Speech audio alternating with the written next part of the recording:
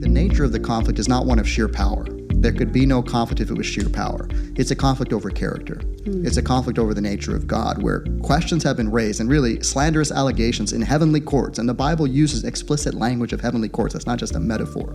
And the only way that God can answer questions is by a demonstration, a moral demonstration. Well, welcome back to Advent Next, a platform where we provide expert opinions on engaging topics related to history, culture, and faith. Today, we are continuing our discussion with Dr. John Peckham, professor of theology and Christian philosophy and author of the book Theodicy of Love.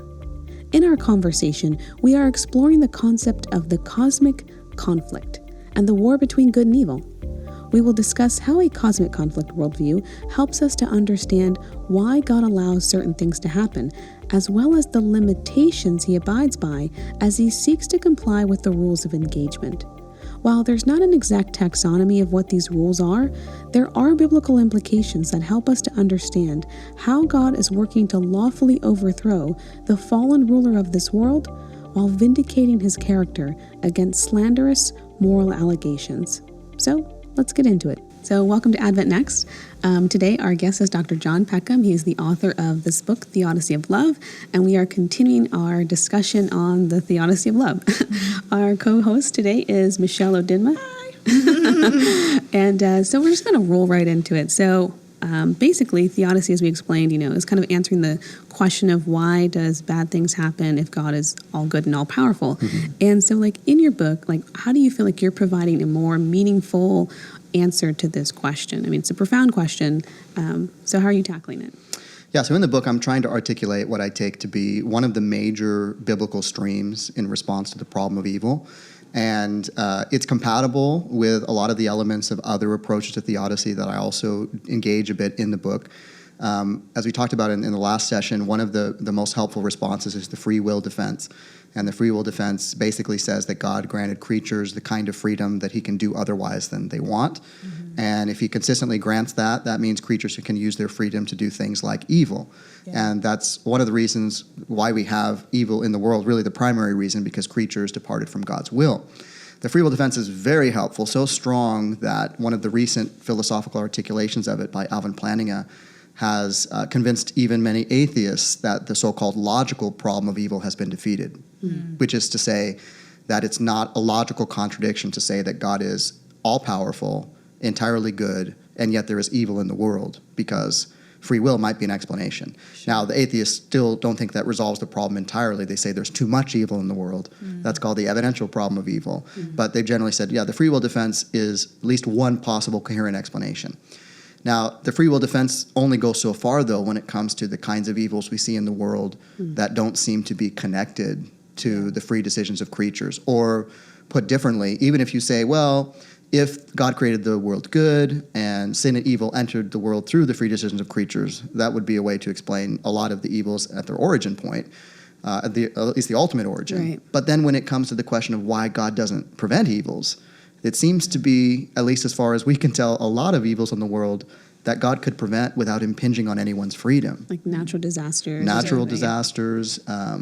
If there are reasons why he wouldn't prevent natural disasters, if there are good reasons, like maybe there's natural laws and maybe God covenants to not break the laws of nature, so to speak. Even then, even on that kind of a scenario, you could say, he could warn people through a vision or a dream to move out of the path of a natural disaster long enough ahead so that they wouldn't be hurt. So there's a lot of evils that just the free will defense just by itself, the basic free will defense, doesn't provide satisfactory explanation of. And that's where I think there's more to the story, what the Bible describes as a cosmic conflict. Wow. Okay. So you also describe a little bit of, I think in the next chapter you're talking about God's unfulfilled desires. And I think that was, we discussed that a little bit in your class that I took, which I recommend anybody taking this class. It's awesome. And it blew me away because God doesn't always get what he wants. And that's a concept that I didn't really think about, You think, is an all-powerful God? Of course he gets what he wants. So how does this kind of unfulfilled desires of God kind of play into the theodicy question? Yeah, it's a big piece because there are many Christians who think that God does kind of cause and control everything. And then they have to come up with a very different kind of explanation about why all this evil is in this world. What is God's purpose for it and what is he doing? And some of those explanations kind of make evil not really evil anymore. They're just kind of like instrumental goods. And like, well, if this evil is happening, God must want it. And then, well, why should we stop any evil? I mean, there's a lot of problems if you go down that road, in my view. But the fact of the Bible, the way the Bible presents God, is very often he's lamenting things that happen in the world. And he's saying, I wanted you to do this, but you did this instead. Like in Psalm 81, he says, how often I wanted you to turn to me. And if you would turn to me, then I would save you. And they're just unwilling. And Jesus himself laments over Jerusalem the same way. Jerusalem, Jerusalem, how often I wanted to gather you, but you were not willing. So you have this motif all throughout Scripture, sometimes explicit, sometimes more implicit, where things are not happening the way God wants them to happen. And there's these circuitous routes that if you read the biblical narratives where the text identifies God's purpose as this or that, like, say, sparing many people from famine in the Joseph narrative. Well, it's kind of a circuitous route for Joseph to go into slavery, and then, be put in prison by Potiphar, and then finally ascend to where he's in a position to and even then to interpret Pharaoh's dream. All of this seems like it could be done in a much more direct way, unless God is working around impediments that we don't see. One of those is free will. God allows free will, and one evidence of that is that there are things that happen he doesn't want to happen, which wouldn't make very much sense if he was determining everything. But then there's also more to the story where he seems to be navigating around circumstances that we cannot see. Sometimes the Bible gives us a glimpse of them behind the scenes, but in others, you just kind of infer there's something more going on here. There's many other ways that God could spare people from a famine, unless there's other restrictions involved that are at work that we can't see. So there are different passages in Scripture, and one that I'm thinking about is Mark chapter 6, where Jesus goes to Nazareth and he wants to work miracles on the people of Nazareth, but he was limited, it says, and there he could not do much work or many miracles because of their unbelief. Yes. So how does also unbelief, is that one element that plays into the limitations that God faces? Yes, both, unbelief in Mark 6 and then prayer in Mark 9, I think it is, where you have these as two of the factors. We shouldn't reduce it to those factors. I want to preface that very clearly. Sometimes people think, well, if God didn't work a miracle, I didn't have enough faith. That might not be the reason, because there's many other factors in the cosmic conflict, or I didn't pray enough. In some circumstances, you might have enough faith and everyone might pray enough, and there's still things reasons why God is not intervening, or maybe morally is restricted from intervening. And so often when people are kind of defaulting to, I didn't have enough faith or this or that, I say, remember the story of John the Baptist. I mean, there's lots of stories of deliverance, but then there's a John the Baptist story as well. And Jesus says there's no prophet greater than him. But directly to your question, I mean, in Mark 6, there does seem to be some connection, some link between the way Jesus is able to use his power, at least in particular places, and whether people believe in him. Now, the only way that could be true is if there are some parameters, what I call rules of engagement, in place in the book, because, I mean, God is all-powerful, so if he wanted to do something, no one could stop him unless he's made a promise not to do some kinds of things. And if God is a promise keeper, which he is, he's nothing else if not the covenantal God who keeps his promises. If God makes a promise, he's not going to break a promise, right? Ever. And that's going to restrict his future action. And so when you see these kinds of things, we can infer that there's some commitments God has made. In Mark 6, it's belief. In Mark 9, you may remember the story of this demon-possessed young man, where the disciples try to cast the demon out and they're not able to. And then Jesus comes and casts them out. And after this whole story is over, beautiful story where the man says, Lord, I believe, help my unbelief, one of my favorite statements. If you're struggling with your faith and you think, well, God will help me if I have enough faith. Well, even in your unbelief, that prayer is answered, right? This man didn't have great faith. Like, I don't know if I can believe. So just help me at that stage. But anyways, later when the disciples asked Jesus, why couldn't we cast him out? Jesus says, this kind can only come out by prayer. Well, what does that mean? It means that there's something going on with prayer, and there's a kind of demon. Maybe some have more power than others. And I would caution anyone from trying to put all this together. I think the Bible gives us hints. I don't think we have a taxonomy of demonology. I think that can be dangerous to try to speculate on those things. But we see that something else is going on here. There are demons in the story, prayer seems to make a difference with regard to what Jesus can do. That's not the only factor. There's many other factors. There's much more to the story that we often don't take account of. It's funny because I often hear like prayer is more for us than it is for God. And at the same time, I always kind of wrestle with this question because I'm like, why is it required for me to pray if God knows where my heart is, or he knows what I want, or he knows what I'm struggling with? Question. Like, why do I need to exercise prayer, and is it always just for me? Like, how would you address that? This is a great question, and it does create a lot of cognitive dissonance, right? Because if God is all-knowing, then he knows what's best. Yep. So he wouldn't need to hear from me or from you or anyone else what he should do. If he's all-powerful, he has the power to do it. So prayer wouldn't give him like more power, at least as a matter of nature. And he's only good, so he wants to do it. So why would prayer make any kind of difference, right? And I think this is why one of the traditional explanations that's given is the one you just mentioned, that prayer is really just kind of like therapeutic, or it does other goods for us, but it doesn't really affect anything that God does. That's a very traditional explanation. I think it's true that prayer can do good things for us, and there are many other reasons to pray other than affecting what God does or might prevent, or to try to get God to intervene, so to speak. But I don't think that prayer is limited to that. And I think we have evidence in those texts that it's not limited to that. And one of the ways in which it might make sense that it could be true that God already knows what's best, already wants what is best, and already has the sheer power to do what's best, is if there's a situation in which God has, say, committed himself to particular parameters, right? If he's committed himself to not intervene in this kind of situation, or to grant a kind of jurisdiction or authority to others in this kind of context. This is what we see in the cosmic conflict, where Jesus himself refers to the devil as the ruler of this world. And we can get more into later about how could it be that there's a ruler of this world. But for now, if there is a ruler of this world who has some real jurisdiction, some real power, otherwise it makes no sense to say there's a ruler of this world, there may be a kind of parameters in place that God has agreed to. And part of those parameters might be, if my people pray, as we even see texts like that in the Old Testament. I'm not saying they're directly connected to cosmic conflict, but if my people pray, then I will hear them and I will act. It might be that because the world, at least as I understand the Bible, has basically given itself over to enemy rule, and basically given itself over to the demonic realm temporarily, and God is reclaiming it through his covenant plan all the way through the history of Israel, and then ultimately to the cross event and beyond. God is reclaiming this world that has given itself over, and he's bringing it back. In this time between the times, in this time where there is a demonic realm, it might be the case that part of the parameters is, okay, the world gives itself over to you, so you have the ability, the devil, to rule for a time. And Revelation says he knows there's some parameters. He knows that his time is short. He knows there's something there. But I reserve the right to do these kinds of things. And when my people pray, that gives me the right to intervene in a way that you can't claim is against the rules, so to speak, that you can't claim is impinging on your jurisdiction, because that's part of the parameters.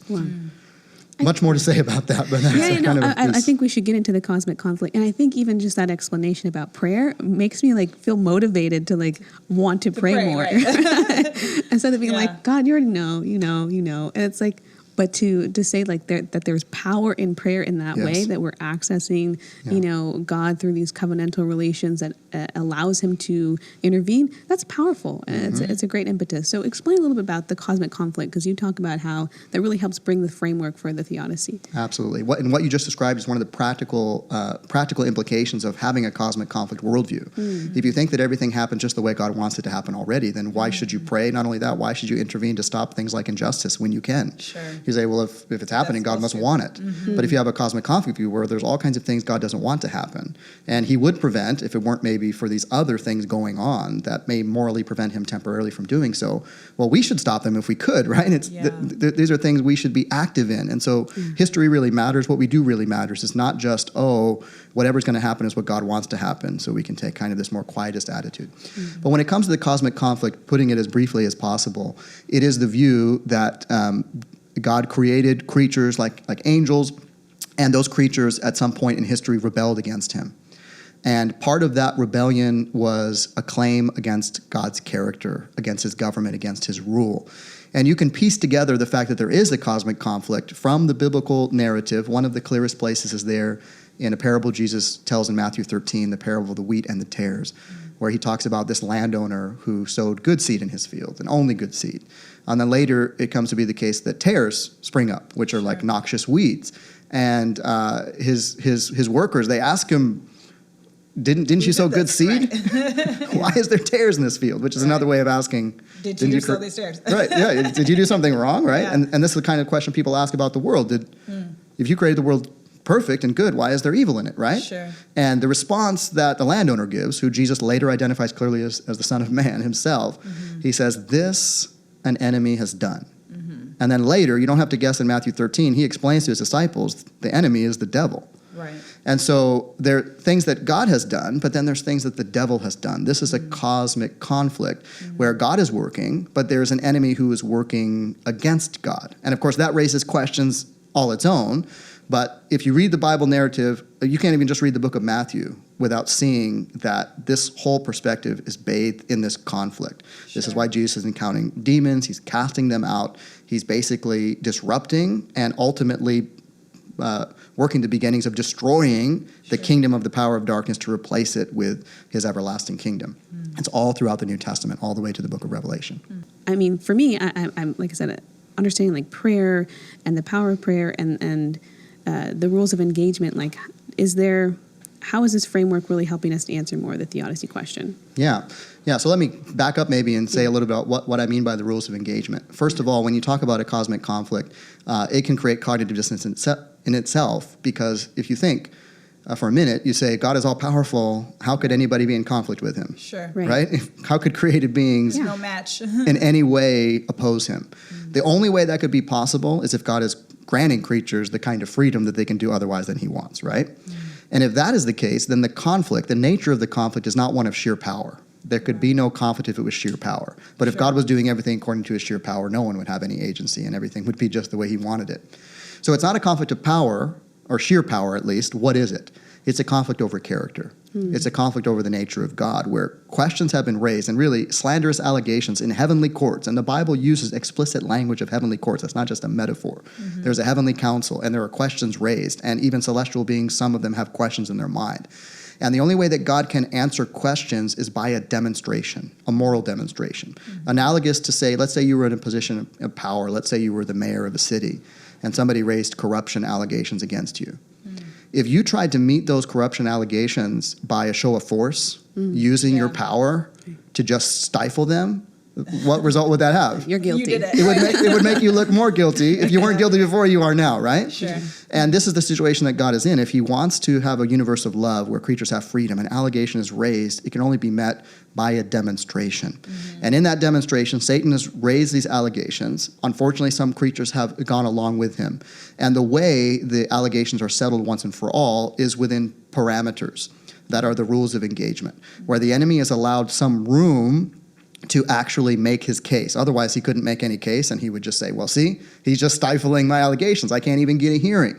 I can't even show you what God is really doing, and that he's really not just after all. And God is working with him through a demonstration for the sake of everyone in the universe. Now, someone might say then, well, then why is God allowing that to happen here?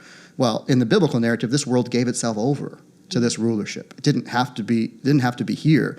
Presumably, if every creature in the universe, heavenly beings and everyone else, had come to the conclusion that the allegations of the devil were false, well, then God could bring judgment. Right. But until those allegations are settled at the level of our thought, because God's not going to control our beliefs, if God were to prematurely destroy evil, that would just raise a whole other host of questions that would perpetuate the problem.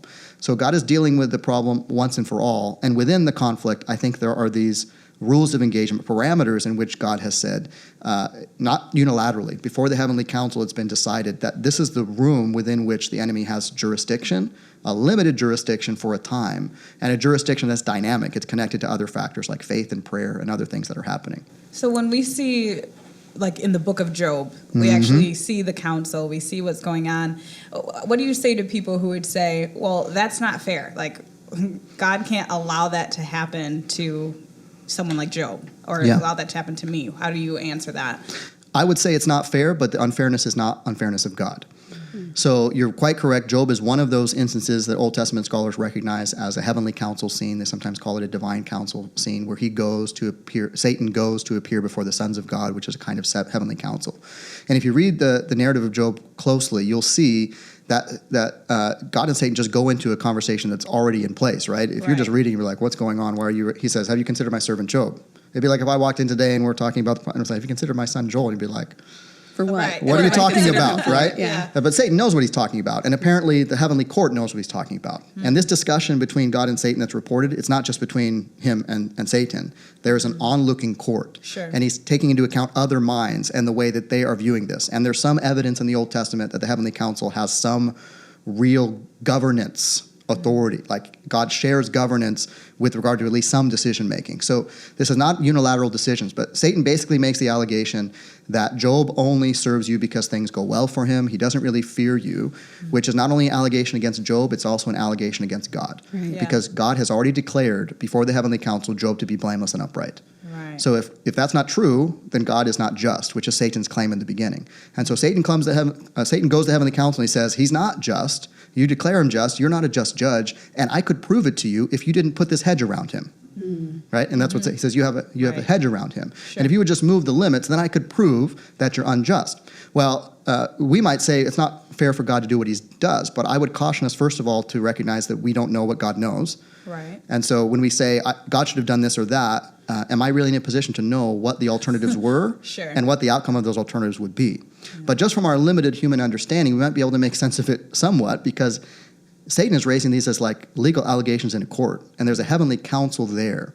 And God in his infinite wisdom, I believe, knows that if you don't give these allegations a hearing, then they only fester, they only get worse. And if he's allowing the heavenly council some shared governance, it might be the case that either he knows or they themselves speak, even though it's not reported in the book of Job, that the only way these allegations can be settled is if you give him the room to try to make his case. Otherwise, God just says, nope, you're wrong. And Satan says, well, I could have proved it if he would have let me. Which is what he does consistently throughout the Bible. That's one of the example of rules of engagement. And in that case, you see that they're dynamic. You see that there's rules already, the hedge. There's already limits on what Satan can do. He couldn't know there was such a limits unless he was trying to do bad things to Job. Right? And second of all, they're moved dynamically before the heavenly council, not unilaterally by God, because these allegations are raised in the heavenly council. But you see this not just in Job, you see it in many places. Like in Daniel 10, you have Daniel praying for understanding from God, and he's praying and fasting for 3 weeks. Finally, an angel comes to him and says, from the first day that you prayed, I was sent, but I was basically delayed by the prince of the kingdom of Persia, which many Old Testament scholars believe is a celestial ruler behind the earthly king of Persia. So you have this conflict with rules of engagement. It would make no sense for an angel to be delayed 3 weeks if God is using all his power. Something else is going on, these parameters. And I think that's true in the case of Job as well. I don't think God wanted any of those things to happen to Job. But I think that there were no other preferable alternatives for everyone concerned, given the heavenly council situation. Wow. And I think, it's interesting how God is trying to bring so many minds along with him, in the court case, because if it was just up to him and just according to his judgment, he could make snap judgment because he's omnipotent, but he's having to let things play out for the sake of the other people who are watching, and even for the sake of us. It says, don't you know you will judge angels, Paul says, and I think that there's this process that God has to go through that is unfortunate for us in a lot of ways. It is. And it's unfortunate for God, that he's not wanting to have to take as much time as he is. But what you shared, I feel like it's really enlightening about, why was Daniel's angel delayed for 3 weeks? If God is omnipotent, that there are rules of engagement. And I know that there's not quite a taxonomy that we can create about what those rules of engagement are, but is there any kind of general rule that you would kind of put out there? So I think we should be careful not to try to. I don't think it's revealed what the rules of engagement are. Like you just said in kind of a straightforward fashion. Like, here's the rules. I think they're rather complicated, and I think they're connected to other factors like faith and prayer and other things, and they're different in different situations. When God has a covenant with Israel, I think there's evidence that they had special privileges because God could do more for Israel within that covenant than maybe he could do in other places morally. So interesting. I have to give, again, I can't give all the evidence for these kinds of things that I think are evidence in Scripture, but there's a lot there. But I would say a couple of things kind of in general. First of all, I want to go back and emphasize that there are many things that we do not know. And even in the book of Job, there's another line of response to the problem of evil that a lot of Christians appeal to. And I think we don't want to appeal to this too prematurely, because I think we want to say more than just this. But the way God responds to Job, as far as we know, Job doesn't know about the beginning of the story. He doesn't know about what's going on in heaven. Right. And he's faithful anyways. Yeah. But in the process, Job comes to realize that he's not really in a position to know what's going on. He's not really in a position to judge. And this is the view that some Christians who are trying to defend God's character against the problem of evil call skeptical theism. It's a horrible name because it sounds like they're skeptical of God. Right. But actually, what they're skeptical of is human ability to understand God's ways and God's purposes. And you have kind of like a hint of that in the book of Job. Like, we should not be so confident that we can figure all these things out. So we should be very careful that even when our explanations reach our limit and say, I can't make sense of this anymore, well, should we really expect to be able to understand everything that God is doing? When it comes back to the parameters of the rules themselves, I think whenever we encounter some evil or some difficulty where we're prone to think God should have done something differently, I think one of three or more than one of these three things is probably happening. Either it is the case that if God were to intervene the way we think he should, that would undermine the kind of free will that's necessary for the maximal flourishing of love. Or I think it would be against the rules of engagement that we don't know precisely what they are, but God knows, and he's not going to break his promises, and that it would be evil of him to do so. And so what we think he should do would actually be for him to commit evil, which God is never going to do as the God of love. Or third, if God would really do what we think he should do, the consequences, the ramifications would be worse or far less preferable for everyone concerned. Sure. And we don't understand that. And one or more of those, I think, is at work whenever we encounter evil that we think God should have done differently. And I always want to, and I have this same kind of mind that's like wants to figure things out. Right. I always try to remind myself, I really don't know all the factors involved. And so I know some frameworks. I have really good reasons to trust God. And I probably at some point should say, I'm going to trust God, I'm going to pray, and there's some things that I won't know now, and I look forward to asking God in the future. Right. It's interesting that Job was the first book of the Bible written, and that it's answering these questions, and I've often thought the same thing. God doesn't give him an answer to be like, hey, so there was a court case going on, and we were trying to try your character. He doesn't give him any of that. Right. But we as the reader, we get that information, but him as a character, he doesn't have that. And I think that's, it's interesting that that's kind of the first framework that we get for theology. It is.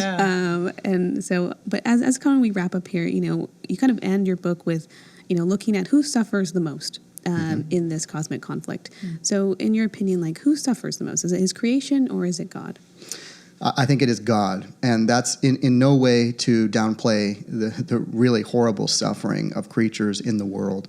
But I think the Bible portrays a God who suffers whenever we suffer, which means not only do you have that very acute suffering at the cross event, which is really unfathomable to us, the Son of God giving himself at the cross, but all through the history of the world, he's carrying this suffering on his shoulders.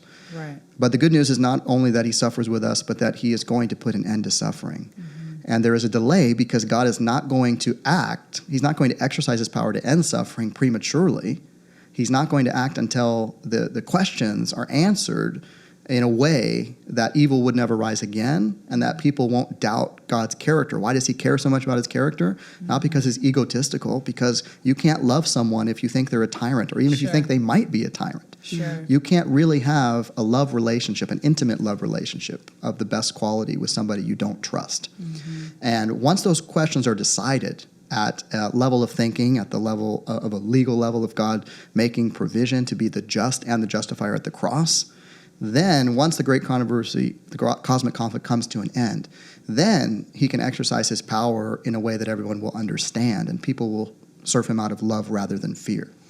So he has suffered the most, and I think we have good reason to trust him, because he didn't have to suffer any of this. He didn't have to create the world in the first place. Right. He doesn't have to bear with the world when the world rejects him. He certainly doesn't have to come and become incarnate and give himself for this world. So when all other explanations fail, I think we can look to Jesus, look to the God of the cross, and we can say that God can be trusted, and loves me more than I can possibly imagine. And even if my questions are not answered to my satisfaction here and now, this God can be trusted, and I want to follow that Jesus, the one who not only dies for me, but also calls me to a higher way of living that actually lives out the principles of love around me and makes a difference in the world, and doesn't just say, oh, the world is the way it is, but actually calls us to actually be agents of God's goodness to other people wherever we can. Wow, thank you so much for being a guest today. Michelle, thank you for being my co-host. And if any of you have a chance, pick up the book, Theodicy of Love. You will not be disappointed. Thanks again. Thank you for having me. Thanks so much for listening in. We appreciate the support and viewership of our audience. Stay tuned for next week as we enter the world of architecture and explore the history of church design and the power of design in the creation of sacred spaces and the facilitation of spiritual encounters with Christ. We want to thank our guest once again, Dr. John Peckham, as well as the Adventist Learning Community for making this program possible. And remember, whatever platform you're listening on, be sure to comment, like, and subscribe. See you next week.